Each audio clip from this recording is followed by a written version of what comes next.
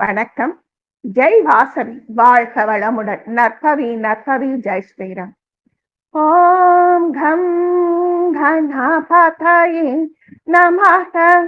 ஓம் ராம் அகஸ்தீஸ்வராய நமஹ.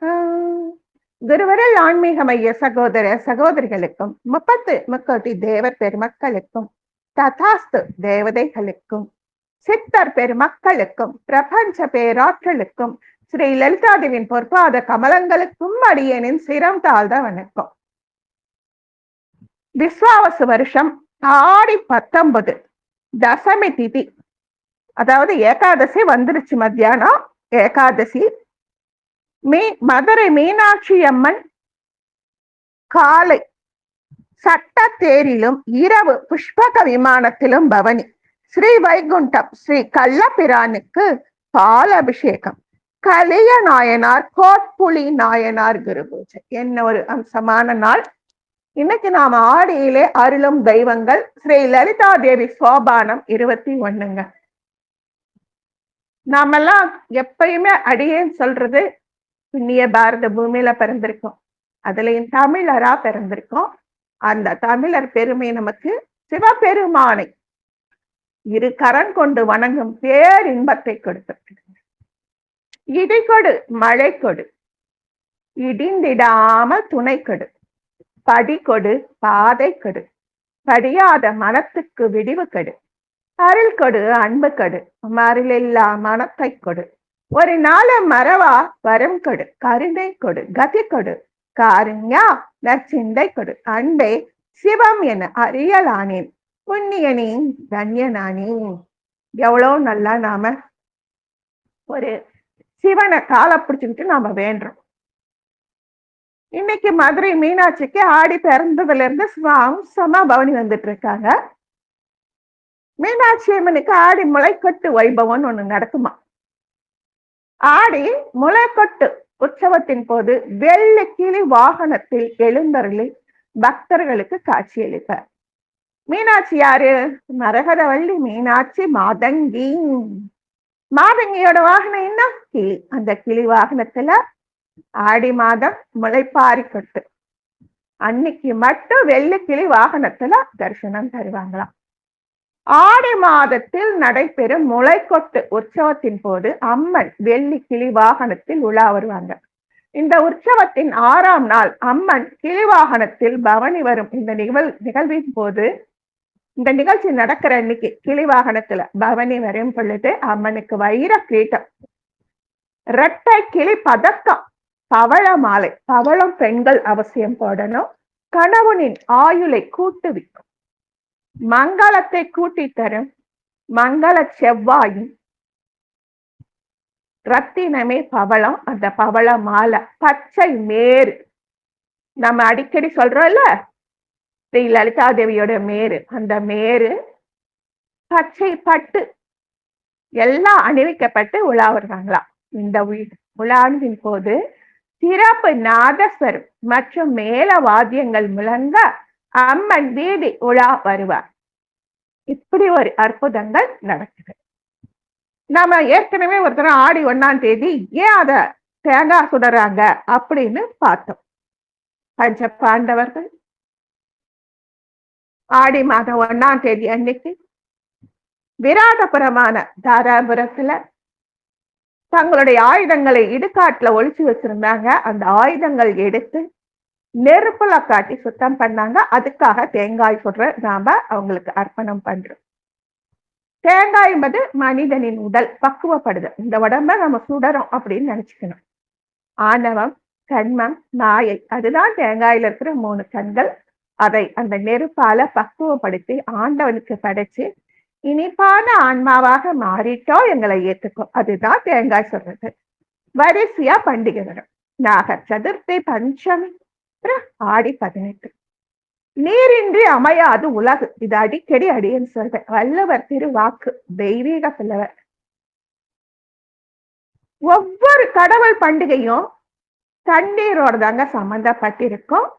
உண்மையை சொல்ல போனா நம்முடைய கற்காலம் துவங்கினதே நதி தீரங்கள், அருவிகள், ஓடைகள், குளங்கள் எங்க இருக்கோ அங்கதான் நாகரீகம் தொட்டிலே ஆரம்பிச்சது. இந்த கிணறு, இன்னைக்கு நாம போர் போடுறது, இதெல்லாம் நாம பிற்காலத்துல வந்தது. தண்ணீர் இருக்கிற இடத்துலதான் நாகரீகம் தொடங்குனுச்சு. அதனால தண்ணிக்கு நமஸ்காரம் செய்யணும். ஆடி 18 ஆடி பெருக்கு, நதிகளுக்கு நன்றி செலுத்தும் விதம். இது எதுக்காக நன்றி சொல்றோம்? உணவு வேணும், அதுக்கு தண்ணி வேணும். உடை வேணும், அதுக்கு தண்ணி வேணும். சுகாதாரம் வேணும், அதுக்கு தண்ணி வேணும். தாகம் தீரணும், அதுக்கும் தண்ணி வேணும். எல்லாத்துக்கும் ஆதாரமான விவசாயம் பண்ணணும், அதுக்கு தண்ணி வேணும். அதுக்காக ஆடி மாதம்தான் அந்த தண்ணீரை நாம அதிகமாக நமஸ்காரம் பண்றோம். தினம் பைப்பை திறக்கும் பொழுதே நாம அந்த தண்ணிக்கு ஒரு நமஸ்காரம் பண்ணிட்டு, எல்லா இடங்களிலும் வருகின்ற தண்ணீர் எல்லாம் கங்கா நதியாகட்டும் சொல்லிதான் நம்ம குளிக்கிறோம். அது மாதிரி இந்த ஆடி மாதத்துல ஏன் தண்ணீருக்கு அதிகப்படி சிறப்புன்னா, ஆடி பட்டம் தேடி விதை அப்படின்னு ஒரு சொலவட சொல்வாங்க. ஆடி மாதம் தான் விதை விதைக்க ஏற்ற காலம். இந்த நாள்ல ஆடி 18ல எங்க இருந்துதான் கங்கா மாதா அப்படி சுழிச்சு ஓடி வருவாளோ, காவிரியா, பொன்னியா, கிருஷ்ணயா, எல்லாத்துக்கும் கங்கா தான் மூலாதாரம். அப்படி அவங்க வர்ற அந்த அப்போ அம்மனுக்கும் உகந்த மாதம். ஆடி 18 அன்னைக்கு ஆறு, குளம், கடற்கரைக்கு கூட சில பேர் போய் புனித நீராடி மஞ்சள், குங்குமம், மலர்கள், பழங்கள், உணவுப் பொருட்களை எல்லாம் ஆத்தங்கரையில இருக்கிற அந்த அம்மனுக்கு படைச்சு கூழு காய்ச்சி ஊத்துவாங்களாம். அம்மனுக்கு பொங்கல் வைத்து வழிபாடும் உண்டு. காவேரி தாய்க்கு நன்றி சொல்றேன். ஏன் காவேரி தாய்க்கு நன்றி சொல்றாங்கன்னா, 2 கதை சொல்றாங்க. குடகுல இருந்துதான் காவேரி தாய் புறப்பட்டு வந்தாங்க. அதுதான் உற்பத்தி ஸ்தலம். பொன்னி அப்படின்னு தமிழ்நாட்டுக்குள்ள நுழையிறாங்க. அந்த காலத்துல, ரொம்ப முன்காலத்துல கொடகுல காவேரி உற்பத்தி ஆயிருக்கா, ஆழ பள்ளத்தாக்குல கிடக்குற மலைகளின் பிளவுக்குள்ள. இவளை எப்படி வெளியில வர வைக்கிறதுன்னு ராஜாவுக்கு தெரியல. தவம் இருந்தார். நம்ம பகீரதன் தவம் இருந்து கங்கைய பூமிக்கு கொண்டு வந்தாரு. நாம என்ன தவம் இருந்தா இத பள்ளத்தாக்குல கிடக்கிற காவேரிய வெளியில கொண்டு வர்றது அப்படின்னு அந்த குடகு ராஜா யோசிக்கிறார். எல்லாத்துக்கிட்டே போய் கேள்வி கேட்கிறார். யாராவது பதில் சொல்லுங்க, நான் இந்த நாட்டுல பாதி தரேன். ஏன்னா தண்ணி ரொம்ப அவசியம், கர்நாடகாவுக்கும் சரி நமக்கும் சரி. எல்லாரும் யோசிக்கிறாங்க. அதுல ஒரு முக்காலமும் உணர்ந்த ஞானி வந்து பாக்குறார். அப்போ அவர் ஞான கண்ணை திறந்து பார்க்கும் பொழுது அசரீரி சொல்லுது, முடி கொண்ட தலை எனக்கு அர்ப்பணமானால் நான் பேரிட்டு வெளிவருவேன். ராஜா சொல்றான், பரவாயில்ல, நான் என்ன அர்ப்பணம் பண்ணிடுறேன். முடிக்கொண்ட தலை, கிரீடத்தை கலட்டி வைக்கிறேன், நான் முடிக்கொண்ட தலை நான் அதுல பாயிறேன். இரு ராஜா, இப்படி அவசரப்பட்டு எல்லாம் பாயக்கூடாது, அதுக்குன்னு சில சடங்குகள் இருக்குன்னு சொல்லிட்டு அந்த ரிஷி சொல்ற. அவர் பேர் கவேர மகரிஷின்னு சொல்றாங்க. முடி கொண்ட தலைனா மன்னனுக்கு கிரீடம் மட்டும் முடி, ரிஷிகளுக்கு எங்களுடைய ஜடா முடி அப்படின்னு சொல்லிட்டு ஹரஹர மகாதேவா அப்படின்னு ஒரு ஆக்ரோஷமா, ஒரு தெய்வீகமா, ஒரு தைரியமா ஒரு குரல் கொடுத்துட்டு பள்ளத்தாக்குல காஞ்சிட்டார். காவேரி பொங்க வெளியில வந்துட்டார். கவேர மகரிஷி தன்னுடைய ஜடா முடி கொண்ட சிரசை காணிக்கையாய் கொடுத்தார். அதனால காவேரின்னு வந்தாலாம். இப்படியும் சொல்றாங்க. அந்த காலத்துல நடனம், இயல், இசை, நாடகங்கிறது தமிழர்களின் பண்பாடு. ஆதி மங்கை, ஆட்டனத்தி அப்படின்னு 2 சிறந்த நடன ஜோடி இருந்தாங்க. எல்லா இடத்துலயும் அவங்க புகழ்தான். இவங்க ஆடினாங்க, அவ்வளவு நல்லா இருக்கும் பார்க்க, கண்ணை விட்டு எடுக்க முடியாது. ராமரோட சபையில ஒரு மந்திரி இருந்தாரு. அவர் பேரு சுமதி. நாம என்ன சொல்வோம், பெண் பெயரா இருக்கு சுமதி அப்படின்னு. இல்ல, மதி அப்படின்னா அறிவு, சுமதினா கூர்மையான சிறந்த மதி கொண்டவர், அதனால் சுமதி. அது மாதிரி ஆட்டத்தில் சிறந்தவன் ஆட்டனத்தி. ஆதி மங்கை, அவ்வளவு அழகு 2 பேரு. அது எப்படி, இப்படி பொங்கி வரும் பூம்புணலாய் ஆடி மாசம் அந்த சுழன்று ஒரு காவேரியில நீச்சல் ஆடிக்கிட்டே நடனம் ஆடுவாங்க. அத பார்க்க காவேரி அம்மாவும் ஒரு பெண் உருவம் எடுத்து அங்க வருவாங்களாம். என்னமா ஆடுறாங்க அப்படின்னு ரொம்ப ரசிச்சு பார்ப்பாளாம். ஒரு தரம் காவேரியோட சுழல் எங்க இருக்குன்னு யாருக்கும் தெரியாது, அப்படியே பிடிச்சு இழுத்துட்டு போயிடும். ஒகேனக்கல்ல இன்னைக்கும் நிறைய சுழல்கள் இருக்குன்னு யாரும் குளிக்க போறதுக்கு தடைதான். சுழல் எதுன்னு யாராலையும் கண்டுபிடிக்க முடியாது. ஆட்டனத்தையும் ஆதிமங்கையும் கரிகால் சோழனுக்கு எதிரில் ஆடிட்டு இருக்காங்க. ஆட்டனத்தைய சுழல் இழுத்துட்டு போயிடுச்சு. பெண் உருவில வந்த காவேரி பின்னாடியே போய் அவனை கட்டி தழுவி காப்பாற்றுகிறாள். தன்னுடைய சுழல்ல சிக்கிதானே இவன் ஆயிட்டான் அப்படின்னு அப்படியே மதி மயங்கி போயிடுச்சோ, இவனுக்கு உசுர் இருக்கா இல்லையே என்னன்னு தெரியலேன்னு பதைக்கிறாளாம் காவேரி. அவனுக்கு சிசுருச பண்ணி எழுப்பி உட்கார வைக்கிறா. ஆதிமங்கை தேடிக்கிட்டே வராளாம். என்னுடைய நாயகனை கண்டீரோ, என்னுடைய நாயகனை கண்டீரோ அப்படின்னு தேடிக்கிட்டே வரலாம். அந்த காலத்துல பெண்களின் கழுத்திலே தாள ஓலையால் மணமகன் மணமகள் பெயரை எழுதி அணிவிப்பாங்க. அதுதான் தாலி. தாள ஓலைனா பனை ஓலை. மணமகன் மணமகள் பெயரை எழுதி கழுத்துல போடுவாங்க. ஒரு ஆண் மகன் நிமிர்ந்து நடை கொண்டு வருவான். எதிரில் வர்ற பெண் கழுத்துல மஞ்சள் கயிறு இருந்தா இவள் மனமானவள் அப்படின்னு ஒதுங்கி போவான். அவன் கால்ல மெட்டி இருந்தா நிமிர்ந்து நடக்கும் ஆண்மகனை ஒரு பெண் பார்க்கும் பொழுது அவள் பார்வை துணிந்துதான் நடப்பா. மெட்டி இருந்தா, இப்பதான் பெண்களுக்கு மட்டும் மெட்டி, அந்த காலத்துல ஆணுக்கும் மெட்டி, இவன் திருமணமானவன் ஒதுங்கி போயிடுவாங்களாம். ராஜகுமாரிகள் சுயம்பரம் வச்சு கல்யாணம் பண்ணிக்குவாங்க. கொஞ்சம் நல்ல வசதியா இருக்கிறவங்க பொண்ணு மாப்பிள்ளை தேடி பொன் கொடுத்து மாப்பிள்ளை தேடுவாங்க. சில சாதாரண எளிய மக்கள் தனக்கு பிடிச்சவங்களை பத்தி வீட்டுல சொல்லி கல்யாணம் முடிப்பாங்க. இப்போ எதிரில் வர்ற பொண்ணு கழுத்துல தாலி இருக்கு, நாம ஒதுங்கணும்னு ஆணும், எதிரில் வரும் ஆணின் காலில் மெட்டி இருக்கு, நாம ஒதுங்கணும்னு பெண்ணும் நினைப்பாங்களாம். அந்த ஆட்டனத்தி காலிலே மெட்டி இருந்ததை பார்த்துட்டு காவேரி தாய் என்ன பண்ணாலாம், அவனை எடுத்துட்டு வந்து கரையில வச்சுட்டு, இந்த ஆதிமங்கை உன் கணவன் சொல்லிட்டு தண்ணிக்குள்ள குதிச்சு மறைஞ்சிட்டாளாம். ஆதிமங்கை திக்பிரமிச்சு போய் நின்னுட்டாளாம். யார் இது, தெய்வீக பெண்ணா இருக்கு அப்படின்னு சொல்லிட்டு கையெடுத்து கும்பிட்டு அன்னையிலிருந்து ஆடி 18 தன் கணவனின் உயிரை காப்பாற்றி கொடுத்த காவேரிக்கு பூஜை செய்ய ஆரம்பிச்சாலாம். ஒரு பக்கம் காவேரி மகரிஷி தன்னுடைய பிராணனை தியாகம் பண்ணி நமக்கு காவேரியை கொடுத்திருக்காங்க. இன்னொரு பக்கம் ஆட்டனத்திய காப்பாத்தி ஆதிமங்கைக்கு அவங்க தாலி பாக்கியம் கொடுத்திருக்காங்க. அதனாலதான் பொங்கிவரின் காவேரி பூம்புணல் காவேரின்னு பலவிதமா நாம சொல்றோம். ஆனா அவன் நிறை சூழியா சுழிச்சு வராலாம். எங்கெங்கிருந்தால் மூலிகை எல்லாம் அடிச்சுக்கிட்டு வராலாம். அந்த தண்ணியை நாம உபயோகம் பண்ணும் பொழுது அவ்வளவு அமிர்தம் மாதிரி இருக்குமா. சில சமயம் அப்படியே செந்தண்ணியா வருங்க, செந்தண்ணியா வரும்.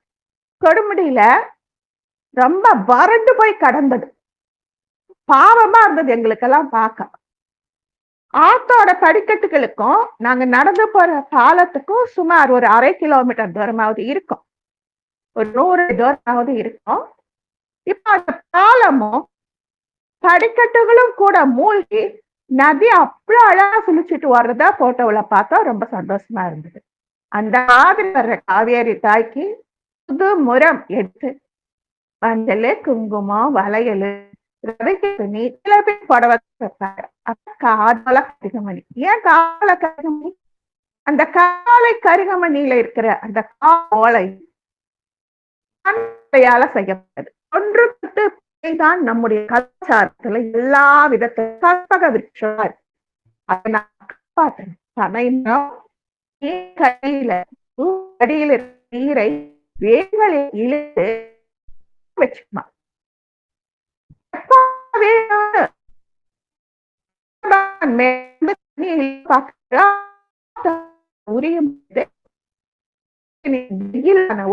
அந்த பனை மரம் ஏறி இந்த தண்ணீரை அப்படியே உருவி எடுத்து வருடனுக்கு அனுப்புவார். பனை மரம் இருந்தா அந்த ஊர்ல வறட்சி வராது அப்படி ஒரு கருத்து விவசாய சித்திராண்டங்கள். புலிசா ஏன்னா அவ பிள்ளை காட்சி வாய்க்கு ருசியா எல்லாம் கொண்டு போய் அப்படியே படிவாங்க. கண்ணாடி வரையிலோ காதல கருத்தி நம்ம யார் குத்திடும் அடியில வச்சுட்டு அப்படியே அது அலையில மிதந்து போகும்போது எங்களுக்கு ரொம்ப சந்தோஷமா இருக்கும். அவ்வளவு அழகா அவங்க வந்து வாங்கிக்கிறாங்க அப்படின்னு சொல்லி நாங்க பேசிக்கணும். தாலி கயிறு கூட வைப்போங்க. எல்லாரும் எல்லாரும் நதிகளை நாம கொண்டாடியே ஆகணும். நாம நதிகளை பத்தி இன்னைக்கு பாக்குறோம். எத்தனையோ நதிகள் இருக்கு. வராக நதி, சங்கராபரணி நதி. இந்த சங்கராபரணி நதி எங்க இருக்கு? உத்தரவாகினியாக வடக்கு நோக்கி பாயற சங்கராபரணி நதி வராக நதியின் கரையில். இந்த வராக நதிக்கரை தான் சங்கராபரணி நதி. வராக நதிக்கரையில் ஒரு கோயில் இருக்கான். அருள்மிகு கங்கை வராக நதீஸ்வரர் அப்படிங்கிற பேர்ல அவர் நமக்கு அருள் பண்ணிட்டு இருக்காரு. ஏன் கங்கை வராக நதீஸ்வரர் அப்படின்னா, காசியில இருக்கிற கங்கா அம்மா இருக்காங்க பாத்தீங்களா, அவங்கள நினைச்சுக்கிட்டு நாம இங்க குளிச்சோம்னா நம்ம கங்கையில குளிச்ச புண்ணியம் கிடைக்குமாங்க. தினமுமே நாம குளிக்கிற கப்புல துளி மஞ்சள் துளியை போட்டு வலது கை மோதிர விரலால ஓம் அப்படின்னு எழுதிட்டு, அம்மா கங்கா இதுல நீ வா அப்படின்னு பெண்கள் குளிச்சாக்கா கங்கையில குளிச்ச புண்ணியம் கிடைக்குங்க. அந்த மாதிரி வராக நதிக்கரை ஓரன் பாட்டு கூட நாம கேட்டிருக்கோம். அந்த வராக நதிக்கரை ஓரமா இருக்கிற அந்த கோவிலுக்கு பேரு கங்கா வராக நதீஸ்வரரம். இந்த இறைவன் அகஸ்திய மகர்ஷியால் பிரதிஷ்டை செய்து வழிபட பெற்றவர். அகஸ்தீஸ்வரர்னு போற்றுறாங்க.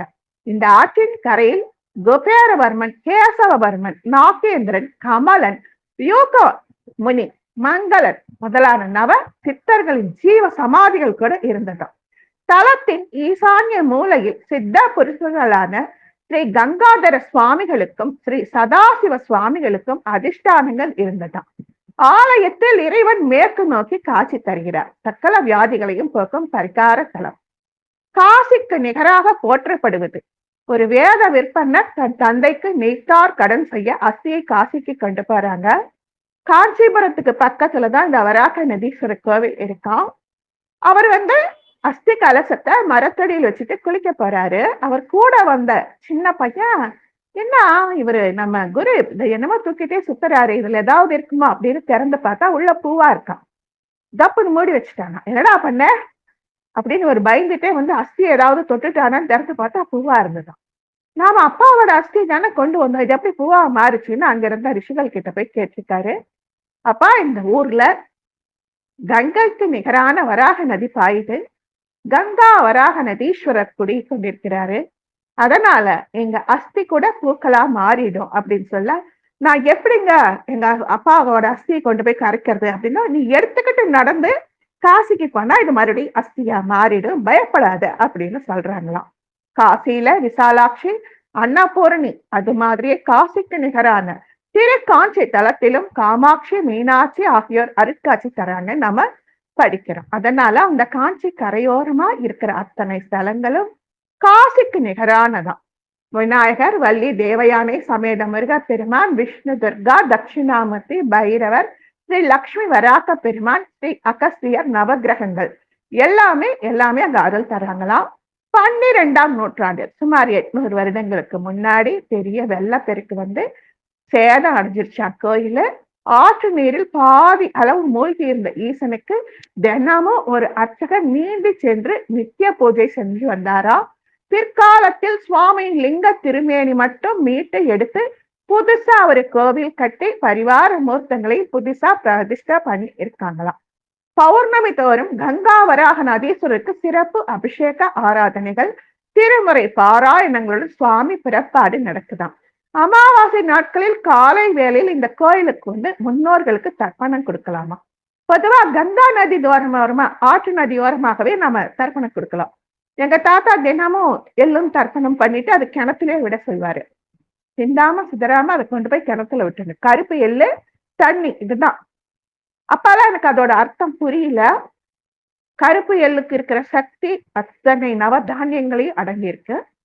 தண்ணிக்கு இருக்கிற சக்தி நம்ம உடம்புல இருக்கிற தச வாயுக்களுக்கும் எல்லா குருதி ஓட்டத்துக்கும் உபயோகம் தண்ணி. அதனால அதை தினம் நமக்கு இறைவன் என்ன கொடுத்தானோ அது அவங்களுக்கு கண்டருள பண்ணுதல் நம்முடைய நைவேத்தியம் நாம சொல்றோம். அது மாதிரி கங்கை என்ன கொடுத்தா?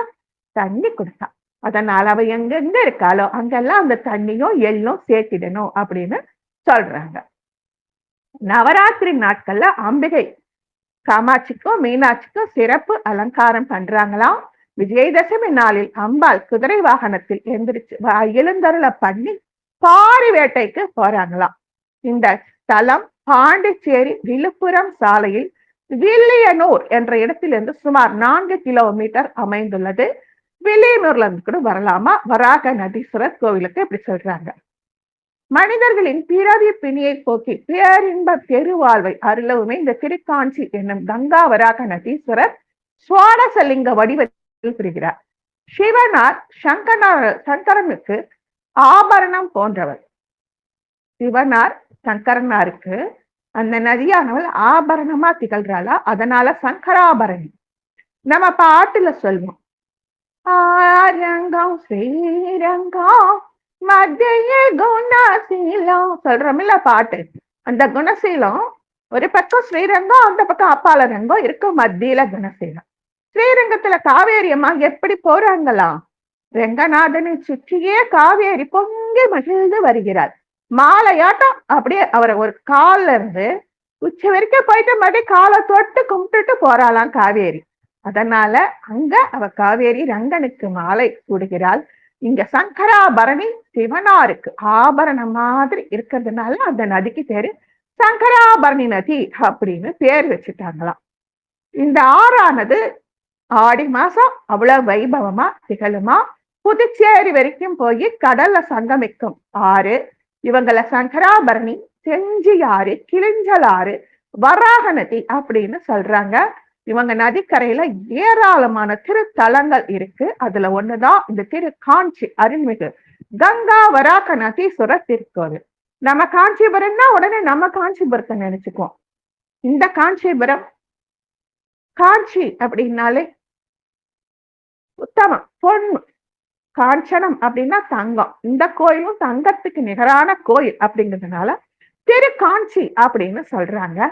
நம்ம புஷ்கரம் அப்படின்னு ஒண்ணு செய்வோம். 12 வருஷத்துக்கு ஒரு தினம் எல்லா வடக்கு பக்கத்துலயும் புஷ்கரம் புஷ்கரம்னு, கங்கா புஷ்கரம், கிருஷ்ணா புஷ்கரம், நர்மதா புஷ்கரம் எல்லாம் சொல்வோம். நாம 12 வருஷத்துக்கு ஒரு தடவை கும்பகோணத்துல மகாமகம்னு தமிழ் அது அழகா சொல்வோம். இது எப்படி வந்துச்சான்? நம்ம காவேரியானவள் புஷ்கரம் சிறப்பா ஏன் கொண்டாடுறோமா? காவேரி நதி குடகு மாவட்டம் பிரம்மகிரி அப்படிங்கிற இடத்துல இருந்து துவங்கி ஸ்ரீரங்கப்பட்டினம், சிவன் சமுத்திரம் வழியாக தமிழகத்தில் உள்ள ஒகேனக்கல், மேட்டூர், பவானி, பள்ளிப்பாளையம், கொடுமுடி, ஸ்ரீரங்கம் வழியாக திருவையாறு, சுவாமிமலை, கும்பகோணம் வழியாக காவேரி பூம்பட்டினம் என்னும் பூம்புகார் வழியாக வங்க கடலிலே கலக்குது. 7 உலகத்தில் உள்ள 3.5 கோடி தீர்த்தத்துக்கு அதிபதி புஷ்கரன். இந்த புஷ்கரன் யாரு? பிரம்மாவோட கையில இருக்கிற அமிர்த கலசம். நாங்க இத்தனை நாள் அது என்ன நினைச்சிட்டோம், பிரம்மாவோட தவ பலனை அந்த கமண்டலத்துல சேர்க்கிறாரு. ரிஷிகள் ஒரு கையில தண்டம், ஒரு கையில கமண்டலமும் வச்சுட்டு இருக்காங்க. அந்த தண்டம் அவங்களுக்கு இடது நாசி வழியாக வலது நாசி வழியாக மூச்சை மாத்தி மாத்தி மூச்சு பயிற்சிக்கும் சுழுமுனை நாடி திறக்கிறதுக்கும் அந்த தண்டத்தை ஊனி அது மேல இடது கையை வச்சிருக்காங்க. கமண்டலம் பக்கத்திலே இருக்கும். அவங்களுடைய தவ ஆற்றல் எல்லாம் அதுக்குள்ள தீர்த்தமா சேர்ந்துக்கப்பட்டிருக்கும். யாருக்காவது வரம் தரணும்னாலும் சாபம் தரணும்னாலும் அந்த கமண்டல தண்ணீரை அவங்க உபயோகம் பண்ணுவாங்க. அதே மாதிரி பிரம்ம கமண்டலம் நினைச்சோம், அதுக்கு பேரு புஷ்கரமாங்க. அந்த புஷ்கரன் அந்த 3.5 கோடி தீர்த்தத்துக்கு அதிபதி. ஒரு சமயம் நம்ம வியாழ பகவான், மன்னிச்சிடுங்க, வியாழ பகவான் இல்ல, பிரகஸ்பதி குரு பகவான் பிரம்மாவை நோக்கி தவம் பண்றார். என்ன வரம் வேணும்னு பிரகஸ்பதியா பிரம்மா கேட்க, உங்க கையில இருக்கிற அமிர்த கலசத்தை தாங்க அப்படின்னு கேட்க, புஷ்கரனே சரி தந்துட்டேன்னு சொல்ல, புஷ்கரன் நான் போக மாட்டேன் அப்படின்னு சொல்றாராம். ஆனா அந்த தேவதை கிட்ட சொல்றாராம் பிரம்மா, புஷ்கரா ஒரு ஆலோசனை சொல்றேன் கேட்டுக்கோ. குரு பகவான் பிரகஸ்பதி ஒரு ராசியிலிருந்து அடுத்த ராசிக்கு போகும் பொழுது குரு பெயர்ச்சி. குரு எந்த ராசியில் இருக்கிறாரோ அங்கும் குரு அமர்ந்த இடத்துக்கும் அதுக்கு அடுத்த ராசிக்கு செல்லும் போது 13 நாட்கள் இருந்துவிட்டு மீண்டும் தன்னிடம் வந்து விடும்படி கூறினார். குரு மாறுறாரு பாத்தீங்களா, 2.5 வருஷத்துக்கு ஒரு தினம்.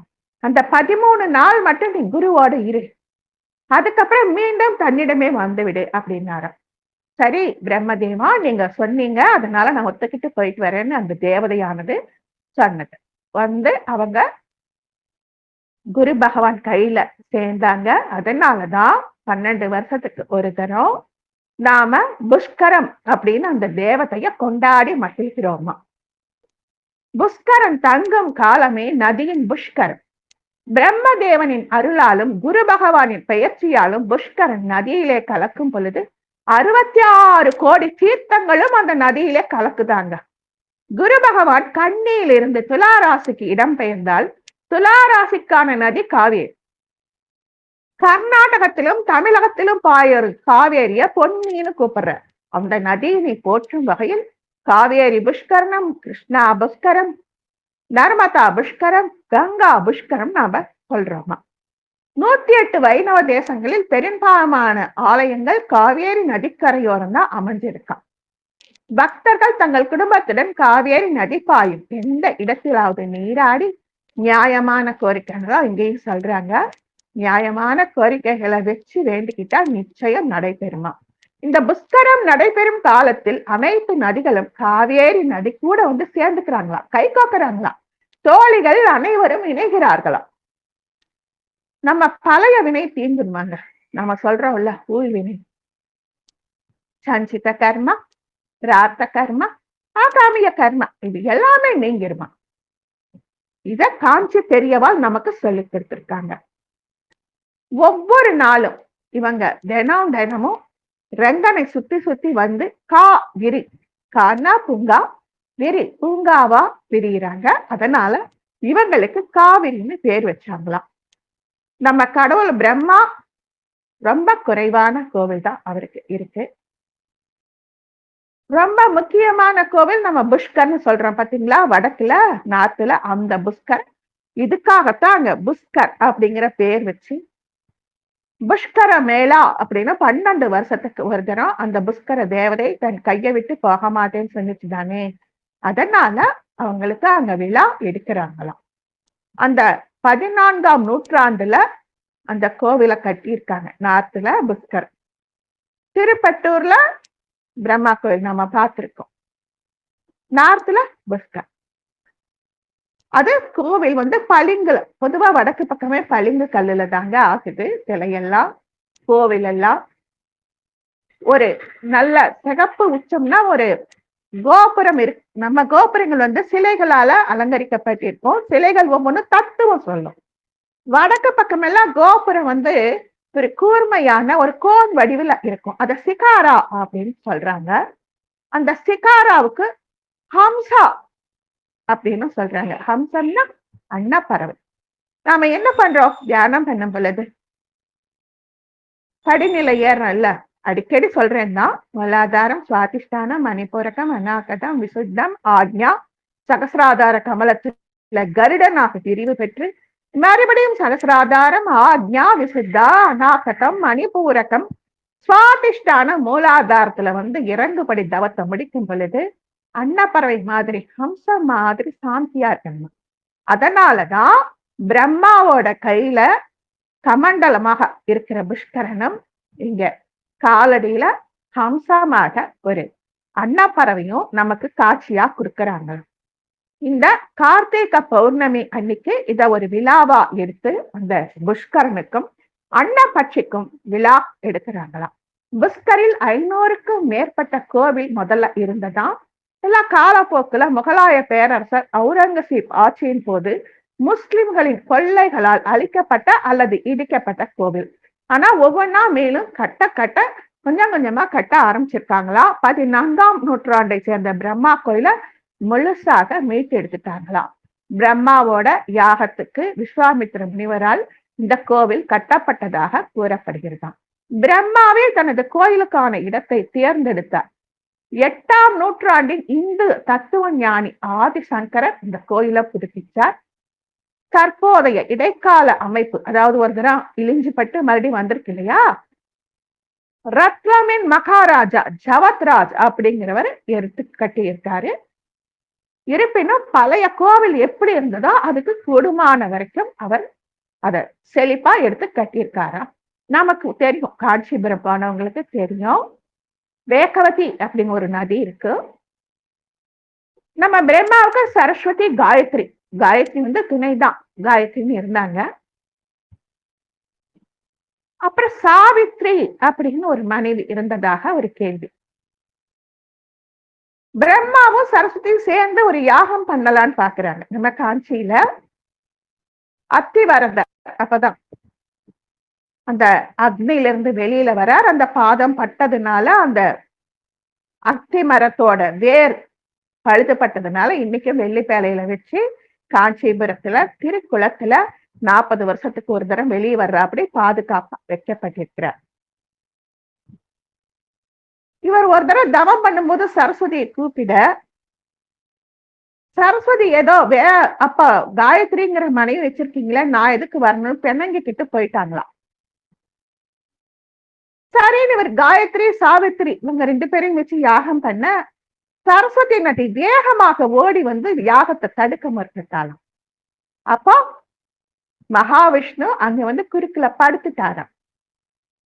வேகமாக வந்த வேகவதி ஆறு தன் கணவரின் தந்தையான மகாவிஷ்ணுவான மாமனாருக்கு நமஸ்காரம் பண்ணிட்டு அப்படியே சுழித்து வணக்கம் போட்டுட்டு திரும்பி போயிட்டாளா சரஸ்வதி. அதனாலதான் அவ அந்தர்வாசினியா எல்லா இடத்துலயும் இருக்காளா. அவ வேதவதி அப்படின்னு சொல்றாங்க. ஒவ்வொரு ஊருக்கும் ஒவ்வொரு ஒரு ஸ்லாகியம் இருக்கு. நம்ம 14 லோகம்னு சொல்றோம். சத்திய லோகம் பிரம்மாவின் இருப்பிடம், ரொம்ப உசந்தது. தூய்மை, ஞானம், இறுதி விடுதலை. தபோலோகம் தேவதைகள் வசிக்கும் இடம். ஜனலோகம் நம்முடைய பித்ருக்கள் வசிக்கும் இடம். மகரலோகம் முனிவர்களும் ரிஷிகளும் வசிக்கும் இடம்.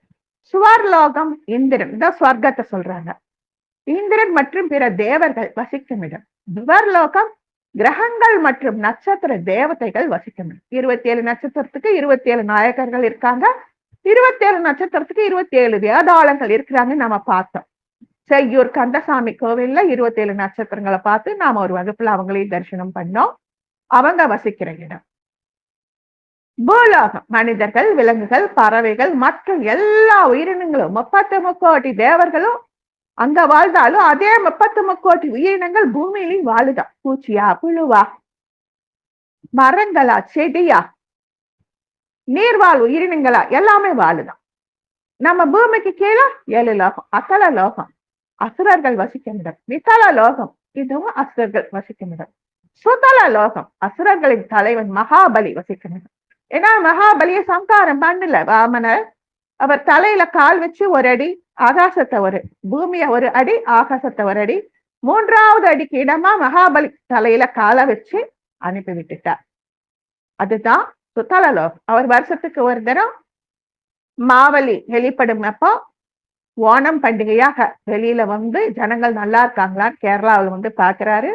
அவரை வரவேற்கும் விதமாக அத்தப்பூ கோலம்னு பலவித பூக்களால் அவங்கள வரவேற்பு கொடுத்து தீபங்களால் அலங்கரித்து இனிப்பு பாயாசம் சொல்லி 62 வகையான சித்ரான்னங்கள், கறிவாய்கைகள், எரிசேரி, புளிசேரின்னு அவங்க சொல்லுவாங்க, அத்தனையும் படைச்சு வரவேற்கிற அந்த மகாபலி சக்கரவர்த்தி வசிக்கும் இடம் சுதல லோகமா. தலாதல லோகம் மாயாவிகள் அசுரர்கள் வசிக்கும் இடம். மகாதல லோகம் அசுர குருக்கள் வசிக்கும் இடம் சுக்ராச்சாரியார். ரசாதல லோகம் அசுரர்கள் மட்டுமில்லாமல் நாகங்களும் வசிக்கும் இடம். பாத்தாள லோகம் வாசுகி போன்ற பாம்புகள் வசிக்கும் இடம். இந்த 14 லோகங்களும் பிரபஞ்சத்தின் வெவ்வேறு நிலைகளையும் உயிரினங்கள் மற்றும் சக்திகளின் இருப்பிடங்களையும் குறிக்குதுன்னு புராணம் சொல்லுது. இந்த ஆடி மாசத்துல நம்ம எத்தனையோ படிச்சிருப்போம். ஆடிப்பால் தேடி குடி, மாப்பிள்ளை கூட்டி வந்து ஆடிப்பால் கொடுத்து அனுப்பு அப்படின்னு எல்லாம் சொல்றாங்கல்ல. ஆடி பண்டிகையும் அவையலும் கூட ஒரு புராண கதை சொல்றாங்க. துரியோதனன் சூழ்ச்சியால பீமன் இறந்து போயிட்டாங்க. இறஞ்சு போய் 10வது நாள் காரியம் ஆத்தங்கரையில குந்தியோட தரும அர்ஜுனன் நகல சகாதேவன் திரௌபதி எல்லாரும் கதறிட்டு உட்கார்ந்துருக்காங்க. பீமன் சாப்பாட்டு பிரியம், அதனால 4 அண்டாக்களை காய்கறி கனி வச்சு சமைச்சு வைக்கிறாங்க. காலை நேரம் பித்ரு கர்மா பண்ணிட்டு இருக்காங்க. அப்புறம் காரியத்துக்கு சமயக்காரங்க எல்லாம் ஒத்தாசையா எல்லாரும் இருக்காங்க. கண்ணன் அங்க வர்றான், குழல் ஊதி கும்மாளம் போடுறான். வாழைப்பழம் ஒண்ணை எடுத்து வாழைத்தாறுல இருந்து பிடுங்கி சாப்பிடுறான். அர்ஜுனா வா வா, பழம் நல்லா இருக்கு, நீ சாப்பிடுன்னு கூப்பிட்டாங்க. உனக்கு என்ன ஒரு எல்லல் என் மேல, எங்க அண்ணன் போயிட்டான்னு நான் வருத்தப்பட்டு இருக்கேன், இதுதான் விளையாட நேரமா அப்படின்னு கேட்க, பீமன் துரியோதனால் கொல்லப்பட்டு 10வது நாளே உனக்கு மறந்துச்சா? கண்ணன் புன்னகைத்தான். என்ன பீமன் எப்ப இறந்து போனான்? உளறியா அர்ஜுனா? இப்பதானே அவங்ககிட்ட பேசிட்டு வந்தேன். கண்ணா நீ தான் உளர்ற. பீமன் உடலுக்கு சடங்கு செஞ்சதே நாங்க தான். அர்ஜுனா நீயா கர்மம் செய்தாய்? எந்த உடலுக்கு? அர்ஜுனன் குழம்பினான். குந்தி உட்பட அனைவருக்கும் குழப்பம். கண்ணன் ஒரு குழலால் புல்லாங்குழலை தட்டுறார். ஒரு கையால புல்லாங்குழலை எடுத்து மறு கையால அதை தட்டி காண்கிறார். பீமா இங்க வா. அதோ பாரு, பீமன் பசுமாட்டுக்கு புல்லு கொடுத்துட்டு இருக்கான். கண்ணா தழுத்தழுத்த குரலுடன் எல்லாரும் கண்ணனை சேர்ந்து பாதார விந்தம் பணிஞ்சு நமஸ்காரம் பண்ணிட்டு பீமன் கிட்ட ஓடி போய் கட்டி பிடிச்சு அலறாங்க. நல்லா கவனிங்க, நீங்க எப்படி மாயா அசுரர்களையும் நாகர்களையும் வச்சு போர் பண்ணீங்களோ அதே மாதிரி துரியோதனனும் பண்ணா. பீமனை கொல்ல அவன் ஒரு நாள் முனைந்த பொழுது நான் ஒரு மாய பீமனை செஞ்சு அனுப்புனேன். அந்த மாய பீமனைத்தான் துரியோதனை கொன்னதா அவனும் நினைக்கிறான், நீங்களும் நினைக்கிறீங்க. ஆனா இந்த ஆடி 18 அன்னைக்கு அவன் வந்துட்டா பாத்தியா, இன்னையோட போர்க்களம் முடிஞ்சது அப்படின்னு சொல்ல எல்லாரும் சந்தோஷப்படுறாங்க. ஆடி 18 அன்னைக்கு சரி இப்ப எல்லாருக்கும் பசிக்குதே, சாப்பிடணுமே, அப்புறம் சமையல் செய்ய முடியாதே அப்படின்னு எல்லாம் யோசிக்க கிருஷ்ணா சொல்றாராம், கவலைப்படாது, அத்தனை காயும் சேர்த்து போட்டு அவையாளா பண்ணிடுங்க, அதனால மங்களமான காரியமாக முடியும் அப்படின்னு சொல்லி ஆற்றங்கரையில இருந்த தண்ணி எடுத்து அவியல் சமைச்சாங்களாம். ஒரு சில கிராமங்கள்ல இன்னைக்கும் அவியல் செஞ்சு படைப்பாங்களா. இதுதான் ஆடி 18க்கு அவியல் சமைச்ச ஒரு வரலாறுங்கிறாங்க. ஆடி 18ல எல்லாரும் நாம கொண்டாடணும். இமயமலையில ஒரு நதி ஓடுதான், பாஸ்பா, புஷ்பாவதி பள்ளத்தாக்குல பாஷ்பா ஆறு மற்றும் செனாப் ஆறு. உத்தரகாண்ட் மாநிலத்தில் உள்ள பூக்களின் பள்ளத்தாக்கில் புஷ்பாவதி ஓடுகிறார். உத்தரகாண்ட் மாநிலத்தில் சாமோலி மாவட்டத்தில் உள்ள பூக்களின் பள்ளத்தாக்கு வழியாக புஷ்பாவதி பாய்கிறார். அலக்கநந்தா நதியின் துணை இங்க ஏராளமா மலர் வனம் அப்படி பூத்து கிழுங்குது, அதனால புஷ்பாவதி. இந்த புஷ்பாவதி யாரோட துணையால இப்படி ஓடுறா? பாஸ்பா ஆறு. பாஸ்பா ஆறு எங்க இருந்து வருது? இமயமலையில் உருவான ஒரு வற்றாத நதி. இமயமலையின் ஒரு பகுதியான பாஸ்பா பள்ளத்தாக்கில் ஓடுவதால் பாஸ்பா நதினு சொல்லிட்டாங்க. ஹிமாச்சல பிரதேசத்தில் கினார் மாவட்டத்துல செனாபாறு இருக்கு. செனாபாறு லாக்கவல் மற்றும் ஸ்பிதி மாவட்டத்தில் உருவாகுது. ஜம்மு காஷ்மீர் வழியாக பாய்ந்து பாகிஸ்தானுக்குள்ள போகுது. பஞ்சாப் சமவெளிக்குள்ள பாயும் ஒரு முக்கியமான நதி. எனவே புஷ்பாவதி என்று ஒரு பெயர் கொண்ட ஆறு பாஸ்பா அங்க பாயிட்டு அவங்களையும் நாம நினைச்சுக்கணும். நாம ஒரு முக்கியமான ஒரு கோவிலை பார்க்கணும் இன்னைக்கு. அன்னூர் மன்னீஸ்வரர் கோவில். அன்னூர் மன்னீஸ்வரர் கோவில் அது எப்படி இருக்குதுன்னா, அந்த சிவலிங்கம் இது வரைக்கும் நாங்க பார்த்தது இல்லைங்க. யாராவது பார்த்திருக்கீங்களோ என்னமோ எனக்கு தெரியாது. அன்னூர் மன்னீஸ்வரர் கோவில்ல அந்த சிவலிங்கத்துக்கு ரெக்கையோட இருக்க ஒரு அன்னி அப்படிங்கிற ஒரு வேடன் காட்டுல கிழங்கு கனி வகைகளை தோண்டி எடுப்பா சாப்பிடுவாங்கல்ல, அந்த மாதிரி தோண்டி தோண்டி தோண்டி பாக்குறா, கிழங்கு எடுக்கவே முடியல. எல்லா வேடர்களும் இணைந்து தோண்டி பாக்குறாங்க, வரல. ராஜாவுக்கு செய்தி போகுது, என்ன வேடர் குலத்தால் கூட ஒரு கிழங்க தோண்ட முடியலையா, அப்படி என்ன அற்புதம் இருக்கு அப்படின்னு சொல்லிட்டு அந்த அண்ணு கிழங்கு தோட்டத்துக்கு ராஜா வரார். அங்க அவரும் இணைந்து தோண்டி பார்க்கிற அப்போ அந்த கிழங்கோட தலையில சென்னியில அடிபட்டு ரத்தம் மகிழுது. எல்லாரும் பயந்து போய் சிவ சிவா சிவான்னு கத்துறாங்க. எல்லாரையும் மன்னிச்சுட்டு அதனால் அன்னூர் மன்னீஸ்வரர் கோவில். அந்த கிழங்க ஒரு பெரிய சிவலிங்கமா. நாம சொல்றோம் இல்ல, நாம வெளியில பாக்குற சிவலிங்கத்தை விட ஒரு பகுதியோ, இரு பகுதியோ, 10 பகுதியோ, 50 பகுதியோ, 100 பகுதி வரைக்கும் சிவலிங்கம் பூமியில இருக்கும். எதுக்கு அபிஷேக ஆராதனை கேக்குறாங்கல்ல, அந்த உச்சியில ஊத்துற அந்த பாலோ, தண்ணியோ, பஞ்சாமிர்தமோ, அதுல இருக்கிற சத்துக்களை அந்த சிவலிங்கத்தில் உள்ள துளைகள் அப்படியே உறிஞ்சு பூமி வரைக்கும் அனுப்புமா. இப்ப எப்படி பனை மரம் வேர்ல தண்ணீர் சேமிக்குதோ, அது மாதிரி சிவலிங்கத்தின் ஊற்றப்படும் தண்ணீரானது பூமிக்குள்ள பாஞ்சு பூமியில ஈரத்தை தக்க வச்சுக்கிட்டே இருக்குமா. அந்த அன்னூர் மன்னீஸ்வரர் கோயில் மன்னிச்சிட்டதுனால மன்னீஸ்வரர் கோயிலாம். இறைவி அருந்தவ செல்வி. வன்னி மரம் இந்த கோயிலுக்கு ஸ்தல மரம். கோவிலின் தலத்தீர்த்தம் அமராவதி. மார்கழியில பிரம்மோற்சவம், சித்திரை பிறப்பு, வைகாசி பூஜை, மகா சிவராத்திரி, அமாவாசை எல்லாம் நடக்குது. இந்த மன்னீஸ்வரர் பூமியிலிருந்து அப்படியே ஸ்வயம்புவா வந்தாரு. மேற்கு நோக்கிய நிலையில இருக்காரு. அருந்தவ செல்வி தனி விமானத்தோட சன்னதியில இருக்காரு. கைலாச விமானம் இருக்கு. திருச்சுற்றில பைரவர், குரு, நடராஜர், வள்ளி தேவயாழன், சுப்பிரமணியர், ஆஞ்சநேயர், ஞான சம்பந்தர், நாவுக்கரசர், சுந்தரர், மாணிக்க வாசகர், நீலகண்ட நாயனார் எல்லாரும் இருக்காங்க. சன்னதியில 7 நாகங்கள் இருக்குதான். அதனால சர்ப்பராசர் இருக்கிறாங்கன்னு சொல்றாங்க. கோசாலை, கோவில் தேரு, கோவில் கல்வெட்டு எல்லாம் சிறந்த 7 நிலை கொண்ட ராஜ கோபுரம் இங்க இருக்குதான். மார்கழி மாதம் தேர் திருவிழா கூட இங்க நடக்குதாங்க. இந்த அன்னூர் மன்னீஸ்வரர் கோயில் இறக்கை கொண்ட சிவலிங்கம் மாதிரி நான் பார்த்து கொஞ்சம் அதிசயப்பட்டு அது இன்னைக்கு எங்க பகிர்ந்துட்டு இருக்கேன். இந்த காவேரியை நாம தினமும் கங்கையா நினைக்கிறோம். அவங்கள குறிச்சு ஒரு அடியேன் ஒரு பாடல். காவிரி காராயினில் கொள்ளிடம் நடுவில் அரங்கனின் அனந்த சயனோ நாராயணனின் ஆத்ம விக்கிரகம் பூமகள் செய்த புண்ணியமோ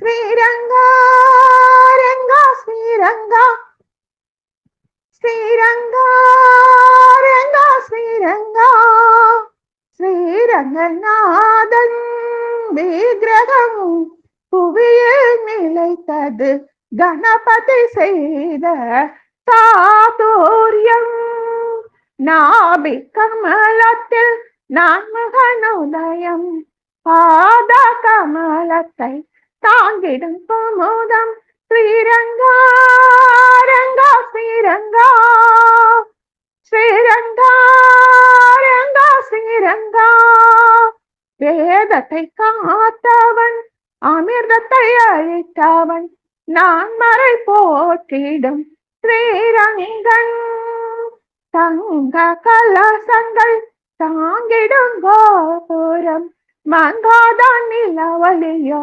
சங்கும் சக்கரமும் ஸ்ரீரங்கா ரங்கா ஸ்ரீரங்கா ஸ்ரீரங்கா ரங்கா ஸ்ரீரங்கா கங்கைக்கு நிகர் காவிரி திருமஞ்சனம் ரங்கநாயகின் அனுகிரகம் அக்ஷௌதனோரயோ ஆனந்த ஹிருதயம் ஆழ்வார்கள் அருளிய மங்களாசாசனம் ஆதவன் சௌதீரன் வணங்கிடும் தேகம் அபயம் தந்திடும் ஸ்ரீரங்கா ஸ்ரீரங்கா ரங்கா ஸ்ரீரங்கா ஸ்ரீரங்கா ரங்கா ஸ்ரீரங்கா ஸ்ரீரங்கா ஸ்ரீரங்கா.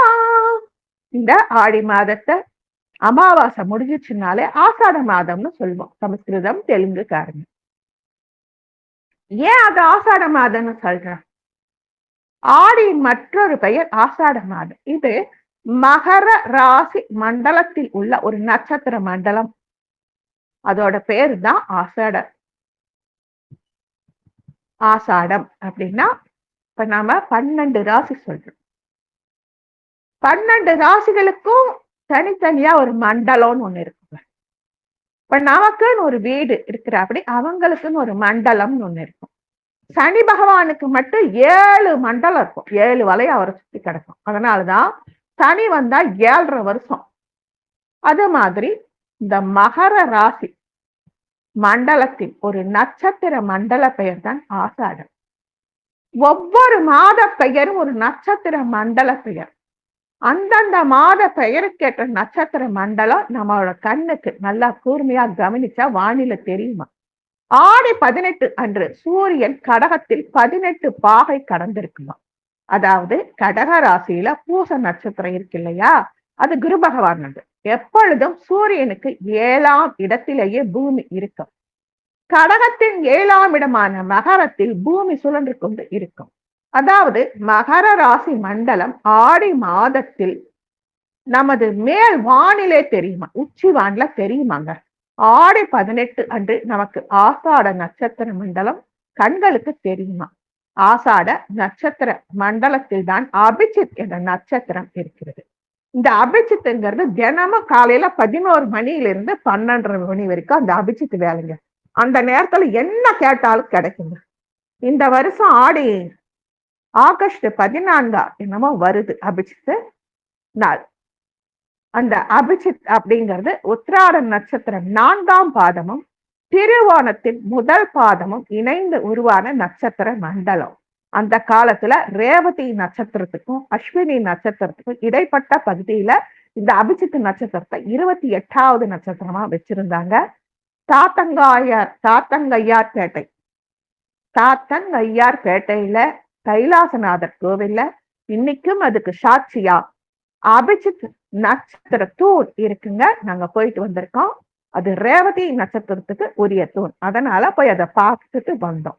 இந்த அபிஜித் அப்படிங்கிறது பார்க்க எப்படி இருக்கும், இப்போ